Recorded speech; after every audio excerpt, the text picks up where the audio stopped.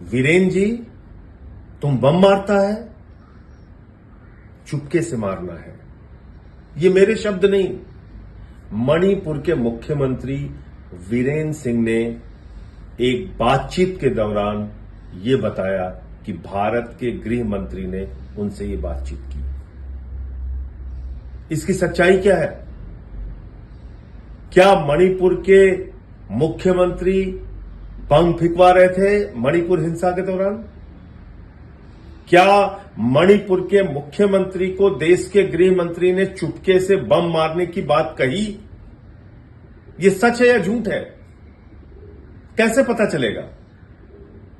और बार बार हम लोग ये बात कहते रहे कि मणिपुर की हिंसा राज्य प्रायोजित हिंसा है। यह सरकार के द्वारा प्रायोजित हिंसा है, यह भाजपा के द्वारा प्रायोजित हिंसा है। और इसका मुख्य अभियुक्त है मणिपुर का मुख्यमंत्री वीरेन सिंह।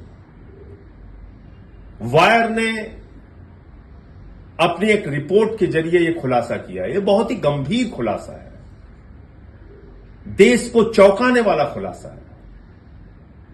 और इस खुलासे में जो रिकॉर्डिंग सामने आई है मणिपुर के मुख्यमंत्री की, वो साफ तौर पे कह रहा है कि देश के गृह मंत्री अमित शाह से उनकी बातचीत हुई और उन्होंने कहा चुपके से बम मारना है।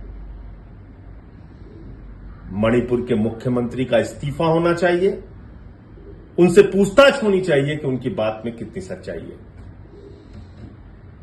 फिर वही मुख्यमंत्री यह कह रहा है कि कारगिल योद्धा की पत्नी जिसको निवस्त करके घुमाया गया, उसको हमारे लोगों ने बचाया।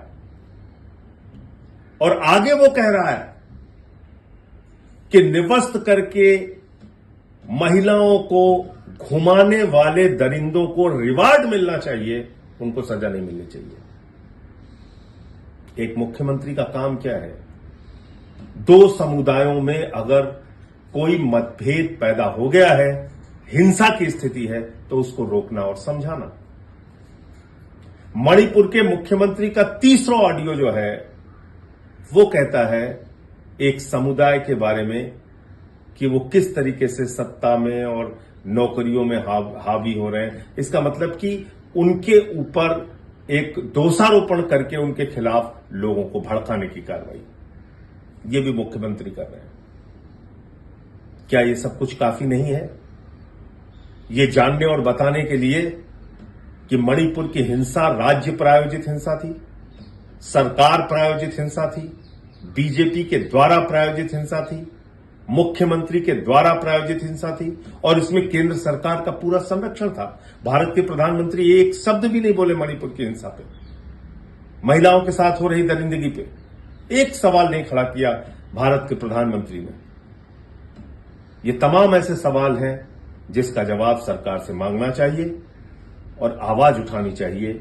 ये जो वीडियो सामने आया है, ये जो ऑडियो सामने आया है, ये बहुत चौंकाने वाला है और निश्चित रूप से इसके बारे में सबको एक स्वर में आवाज उठाना पड़ेगा, सरकार से सवाल पूछना पड़ेगा।